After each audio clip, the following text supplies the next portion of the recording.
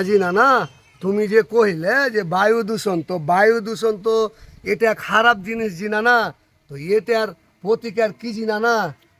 আর কহছিস এটার প্রতিকার যদি পাইতে চাস তাহলে আমরা যারা মানুষ আছি এই জিনিসগুলা ব্যবহার করছি তাদেরকে সচেতন হতে হবে, না হলে আর প্রতিকার পাওয়া যাবে না।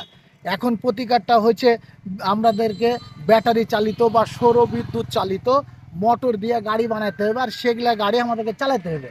এখন বিদ্যুৎ দিয়ে যদি চার্জ করি, হারগে বাংলাদেশেও বিদ্যুতের ঘাটতি। তো এই ঘাটতিটা কোন থেকে আসছে? সব হারগে লেগেই আসছে, হারগে অপকর্মের লেগে আসছে। কারণ হারা কোনো কাজেই দায়িত্ববান লই। আমরা যদি প্রতিটা কাজে দায়িত্ববান হই তাহলে হারগে দেশে কিন্তু বিদ্যুতের ঘাটতিও হবে না, আর এইরকম বায়ু দূষণও হবে না। বড় বড় দেশগুলাতে যে দেখগা সৌর বিদ্যুৎ থেকে কত সুন্দর বিদ্যুৎ নামাইছে, সৌর প্যানেল দিয়ে দিয়ে তারা মেলা কিছু চালাইছে।